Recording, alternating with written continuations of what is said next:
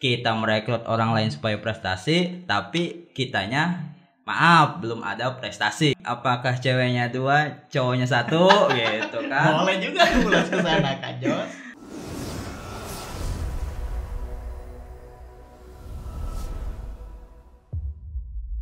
Assalamualaikum warahmatullahi wabarakatuh. Kembali lagi di konten kesayangan kita, konten bincang-bincang bareng Jos Adventure. Selamat datang Bang Jos. Oke, ini Kak Jos aja panggilnya ya. Karena nama lapangan ini kan Kak Jos. Tapi sebenarnya nama aslinya siapa sih Kak Jos ini?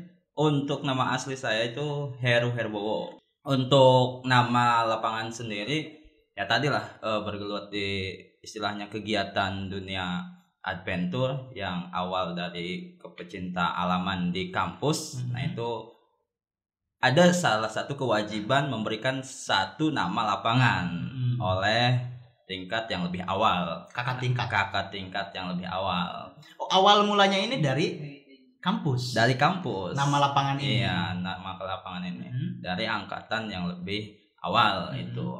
Nah, dari situlah kecintaan nama sendiri yang timbul dari kecintaan terhadap kepecinta alaman atau yang lebih dikenal oleh masyarakat pada umumnya di dunia kampus. Nah, dilanjutkan oleh saya sendiri dengan adanya tim yang menjadikan sebuah nama Jos ini menjadi satu kesatuan kegiatan yang mana kita adanya satu komunitas yang diambil dari kata Jos. Kita menjadikan Jos Adventure.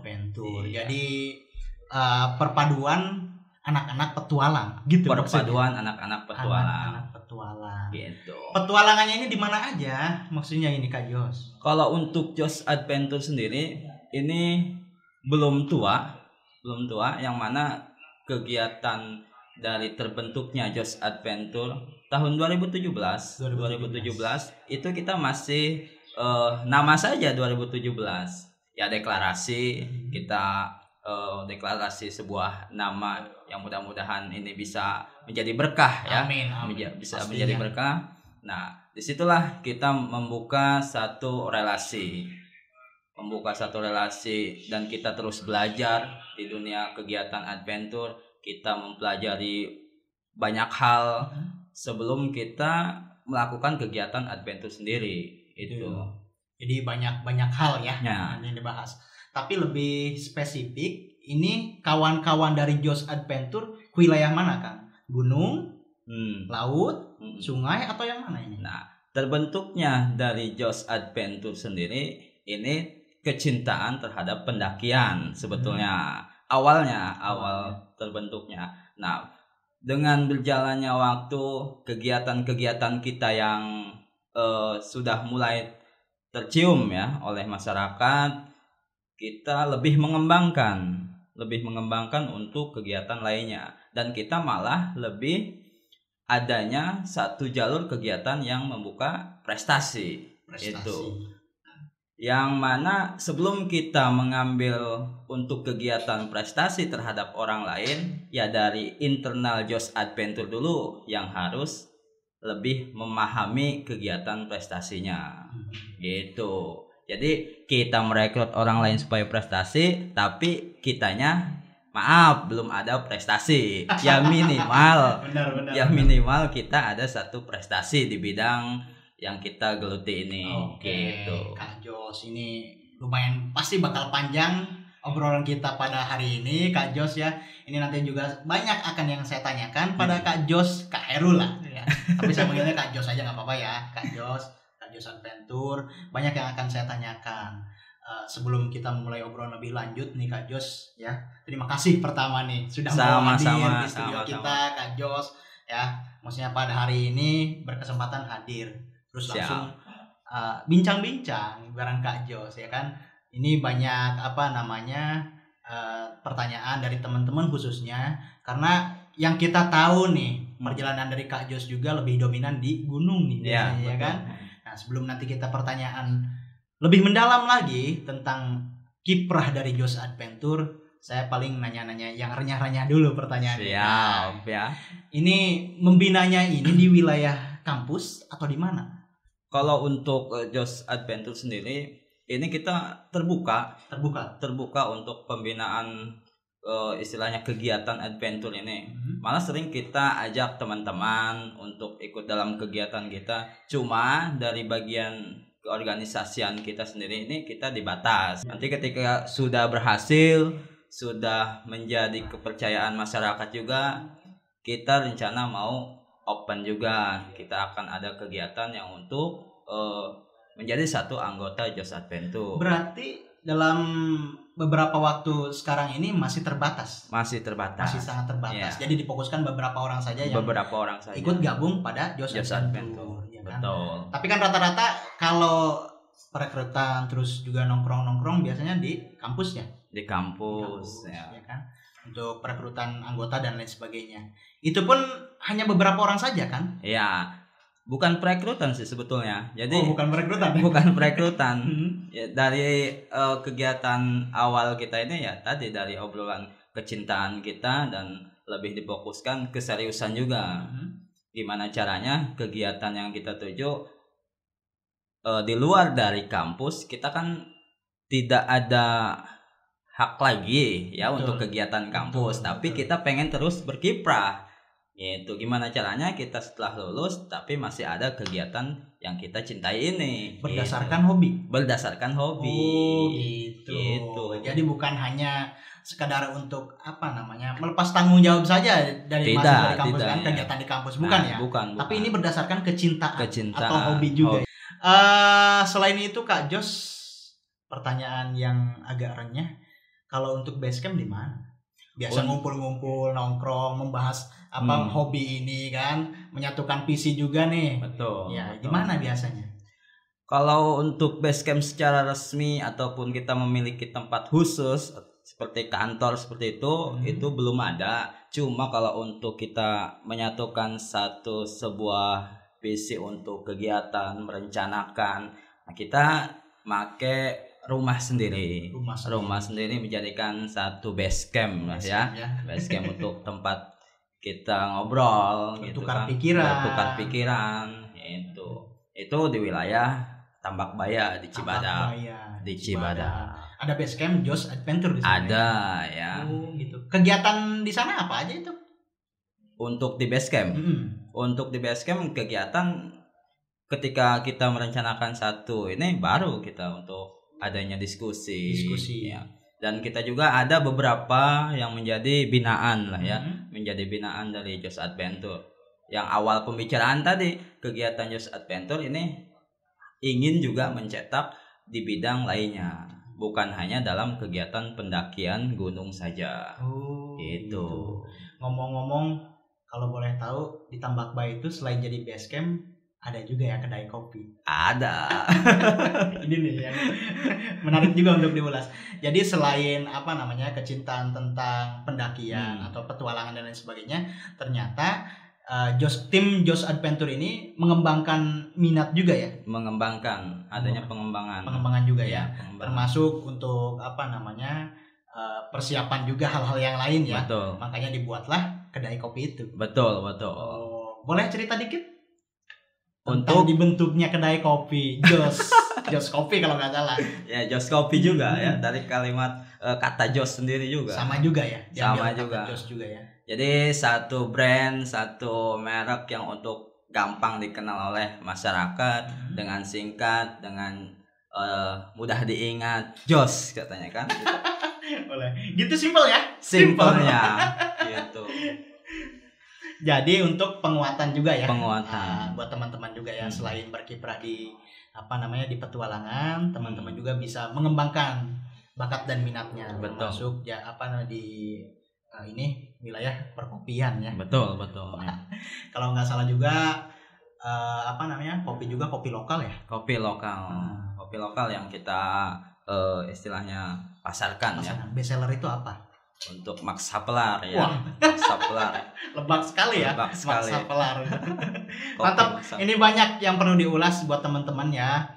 sekedar mengingatkan juga, ini sebuah komunitas dari Joss Adventure. Selain mereka doyan berpetualang khususnya untuk wilayah pendakian, ternyata teman-teman juga mengembangkan bakat dan minatnya di wilayah perkopian. Terbukti sekarang alhamdulillah Joss Adventure juga punya kedai kopi yang bernama Joss Kopi. Tepatnya di Tambak Baya.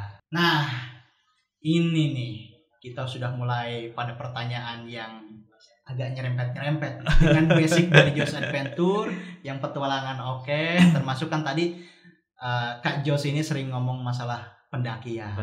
Iya. Ini kan rata-rata yang perlu disampaikan informasi oleh Kak Joss khususnya selaku komunitas Joss Adventure wilayah pendakian. Ini yang harus disampaikan informasi untuk biasanya ada pendaki-pendaki pemula. Betul. Apa aja tuh kiat-kiatnya, dari mulai misalkan harus persiapan logistik, atau misalkan kondisi kesehatan dianya yang mau mendaki, atau ada aturan-aturan yang harus dipersiapkan. Betul. Gitu. Bolehlah kan diulas nih Kak Joss. Boleh. Yang mana untuk kita kalau bicara tentang pendakian ini sudah familiar banget ya. Betul. Sudah familiar banget. Nah, dari Joss Adventure sendiri tadi, yang mana untuk misi dari kegiatan pendakian itu, nah ini udah mulai mengerucut nih. Kita mewadahi orang-orang yang cinta terhadap pendaki gunung atau hobi lah ya, hobi tentang dunia trekking. Nah, dibentuklah Joss Adventure untuk apa? Kita bukan hanya memfasilitasi kegiatan pendakian, tapi kita memberikan pemahaman juga. Ada edukasi juga. Jadi bukan sekedar asal naik gunung. Naik gunung. Gitu. Kan rata-rata punten ya Kang. Iya. Ya Kak Joss ini ya. Biasanya kan demi mengejar Instastory, mereka kadang mengabaikan hal-hal yang harus mereka mengerti masalah edukasi naik gunung. Ya, yang harus dipersiapkan apa, atau misalkan standar SOP dari teman-teman pendaki itu minimal berapa orang, nanti dijelaskan sama. Boleh. Dari untuk pendakian ini, kegiatan pendakian ya, khususnya pendaki yang benar-benar belum pernah mendaki, pemula bisa dikatakan pendaki pemula, ataupun yang sering mendaki, belum tentu bisa dikatakan dia lebih profesional ataupun hebat gitu ya. Gitu. Belum tentu ya. Kegiatan pendakian kan tadi kita mengacunya terhadap apa sih kegiatan mendaki gunung ini. Apakah kita hanya mencari eksistensi saja, ataukah kita adanya penelitian khusus? Betul. Apakah kita ingin menggapai satu puncak saja? Nah, itu banyak beberapa. Nah, yang perlu diperhatikan ya, minimal untuk kegiatan mendaki itu dari personil ya. Betul. Dari personil. Kalau belum pernah sama sekali ya minimal 3 orang lah. Paling minimal 3 orang. 3 orang. Kalau misalkan udah benar-benar mahir, udah benar-benar siap, udah benar-benar pengalaman, ya nggak apa-apa jadi pendaki solo. Ya, pendaki solo ada. Boleh itu. Boleh ya. Ada juga yang bisa dikategorikan atlet, dari atlet running mendaki gunung ada. Jadi dia mendaki gunung itu tanpa bawa apa-apa, hanya air minum saja. Dengan gaya dia, dengan untuk menjadikan sambil ngejar waktu, menjadikan rekor ya, mencetak rekor, itu juga ada. Personal itu. Personal gitu. Cuma ya tadi balik lagi, untuk personil ya minimal 3 orang. Kenapa 3 orang? Apakah ceweknya 2, cowoknya 1 gitu kan? Boleh juga ulas ke sana Kak Joss. Nanti apakah yang cowoknya 2 atau ceweknya 1, ataukah cewek semua, bisa enggak gitu. Nah, ini yang dasar saja kita, jangan dulu terlalu jauh. Untuk minimal 3 orang itu tadi, khawatir kita di satu perjalanan ada insiden kejadian yang tidak diinginkan. Kenapa? Yang satu contoh ini bisa menjaga si korban tersebut. Betul. Yang satu bisa mencari informasi. Contoh kalau 2 orang resikonya sudah terlihat. Betul. Ada insiden kejadian tidak bisa jalan, siapa yang mau nungguin dia? Tidak ada.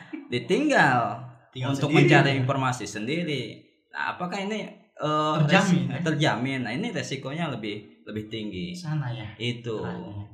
Ini yang harus diperhatikan. Kalau untuk maksimal juga bukan tidak ada batasan. Ya khawatir nanti ada yang se-RT ke sana. Itu repot juga. Repot juga. Karena apalagi pada saat ini kegiatan pendakian ini pada masa COVID-19 pandemi ini itu dari pihak Taman Nasional ataupun base camp dari pendakian ini sudah adanya himbauan untuk batasan pendakian. Contoh kita nih mau ke Semeru nih, mau ke Rinjani pada bulan Oktober ini. Nah itu satu hari hanya 45 orang saja. Sudah mulai dibatasi. Tapi saya kemarin sempat loh lihat di Instastory, ramai di Instagram. Pas 17 Agustus kalau nggak salah. Ramai tuh ya. Sampai ngantri di luar-luar itu. Nah itu ya. Nah apa? Ini kurang informasi atau para pendaki yang ngebet pengen naik gunung? Sudah ngebet. Sampai mengabaikan istilahnya peraturan lah ya, yang peraturan yang sudah diterapkan, protokol kesehatan itu juga. Karena kondisinya sedang tidak normal ya. Tapi karena ngebet pengen sampai puncak pas 17 Agustus. Nah, betul. Kayaknya begitu kan. Itu rame loh. Oke, lanjut Kak Jos. Tadi selain masalah persiapan personil juga, betul. Apalagi yang mesti diperhatikan oleh para pendaki pemula? Untuk personilan tadi. Terus ketika banyak personil, nah itu juga perlu adanya pembagian tugas. Dari Jos Adventure sendiri, contoh kalau kita membawa tamu di open trip kita ya, adanya kita di open trip kita ini dibagi tugas.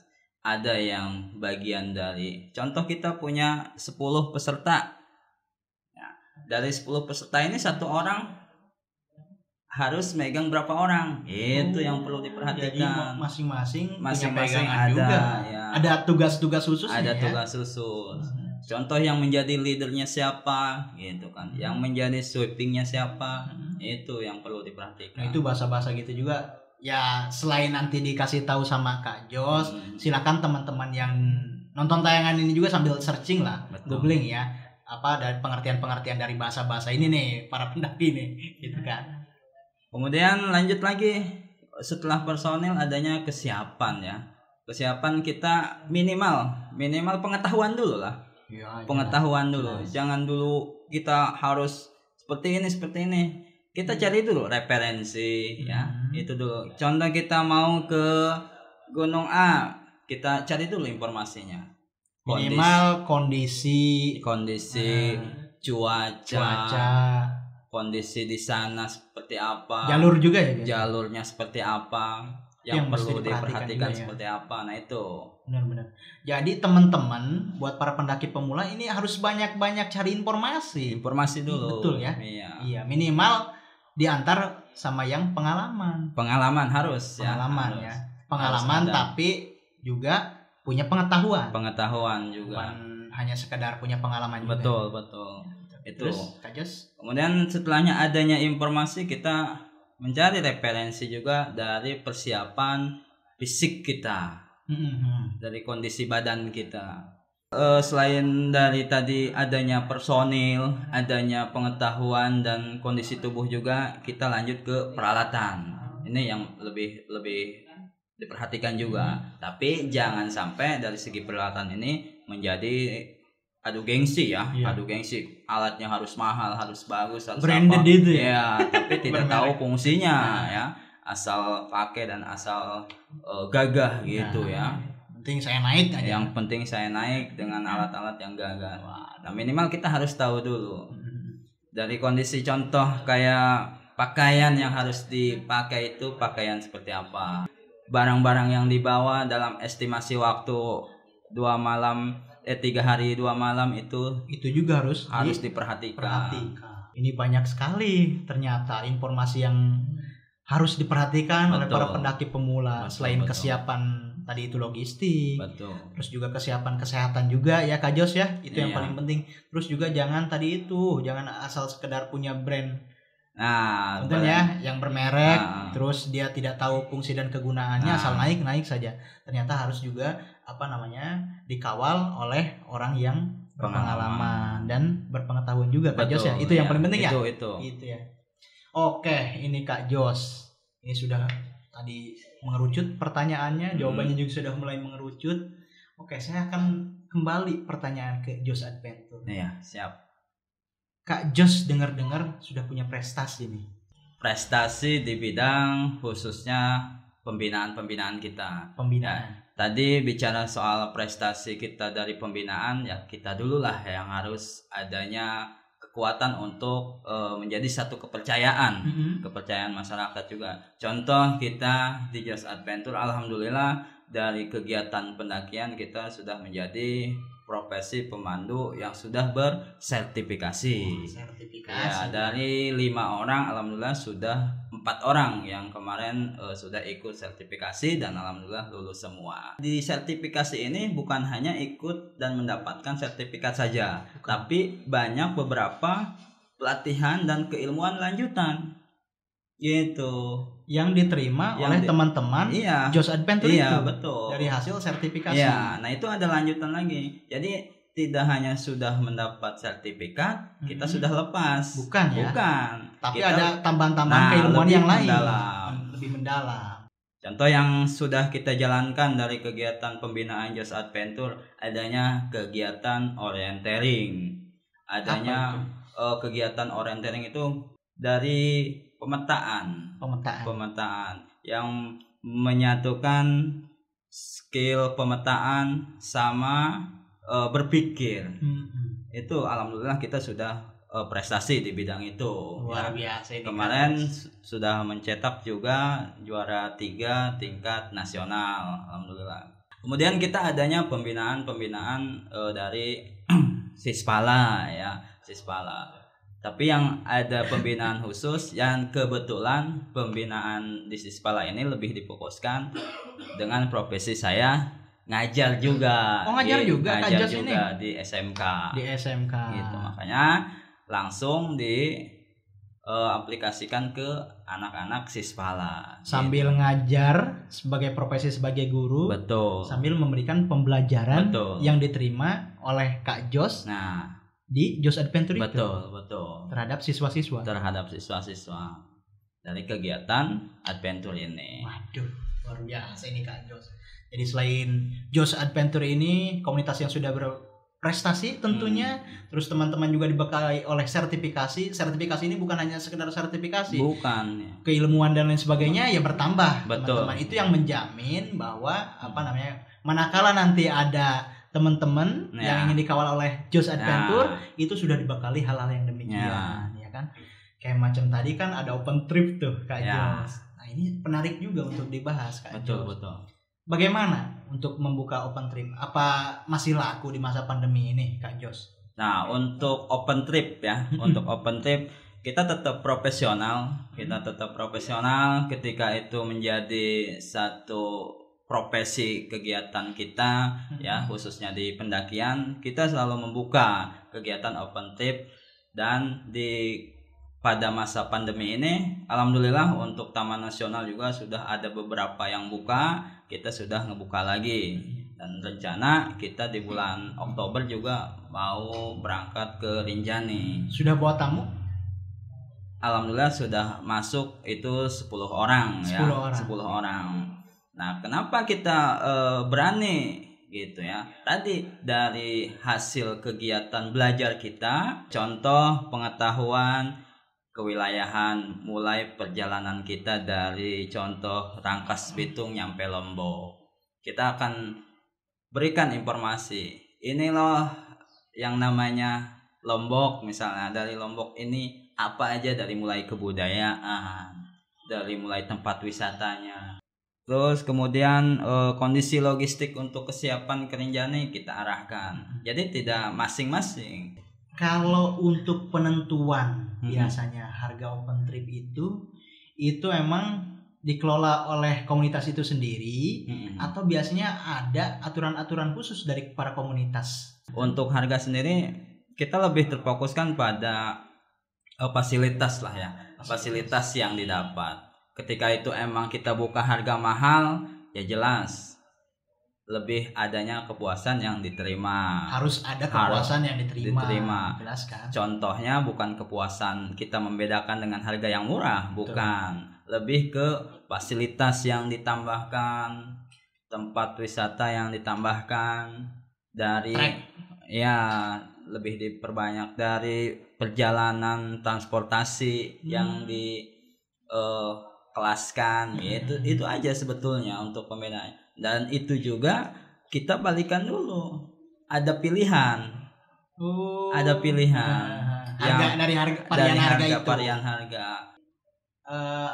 Untuk open trip ini ada asuransinya? Untuk asuransi sendiri kita ada dengan pihak travelnya. Pihak travel. Kalau untuk kita kesiapan perjalanan, kita koordinasi dulu dengan pihak travelnya. Travel itu. Jadi sudah diasuransikan. Sudah. Itu yang menjamin juga kan. Iya, selain betul. dari harga, terus juga kan keselamatan, betul. Terus apa yang diterima oleh para ini? Nah, itu yang lebih banyak pertanyaan juga dari konsumen. Jaminannya kita dapat apa nih dengan harga segini? Betul. Kan biasanya. Oke Kak Jos, ini dari awal sampai akhir kita kan pembicaraannya lumayan menarik dan asik, khususnya banyak informasi nanti yang akan diserap oleh teman-teman, khususnya untuk para pendaki pemula, ya kan? Siap. Nah, ini tinggal kesimpulan dari Kak Jos. Kesimpulan atau saran-saran untuk para pendaki pemula apa aja yang harus diperhatikan? Kita tarik kesimpulan lah ya, bahwasanya untuk khususnya para pendaki baik pemula ataupun yang sudah berpengalaman, kita tetap harus memperhatikan banyak beberapa yang harus diperhatikan, yaitu mulai dari informasi, kesiapan fisik, dari segi peralatan, perlengkapan, kemudian kesiapan yang benar-benar matang ya untuk kita menuju satu kegiatan pendakian tersebut. Itu aja dasarnya dulu. Untuk lebih lanjutnya nanti kita akan ketemu di sesi selanjutnya. Tentunya dengan obrolan-obrolan yang lebih menarik lagi ya. Insya Allah. Untuk pendakian dan lain sebagainya. Iya. Terima kasih nih Kak Jos sudah berkenan hadir di studio kita. Siap. Di episode selanjutnya kita akan lebih membahas lagi kayak macam perencanaan, khawatir ada bahaya dan lain sebagainya, pertolongan pertama. Betul. Ada insiden-insiden nanti kita akan ulas di banyak ya. Banyak ya. Terima kasih ini waktunya Kak Jos. Siap. Semoga kita bertemu di lain waktu. Amin. Terima kasih. Teman-teman yang sedang menonton tayangan ini, alhamdulillah dari awal sampai akhir kita sudah bincang-bincang bareng Kak Jos Adventure tentang hal-hal apa saja yang harus diperhatikan oleh para pendaki pemula gitu kan. Nanti kita akan ulas kembali di episode selanjutnya bareng Kak Jos juga mengenai hal-hal yang menarik di gunung atau di pendakian atau hal-hal yang lain yang nanti akan jadi bahan informasi untuk para teman-teman yang sedang menonton tayangan ini.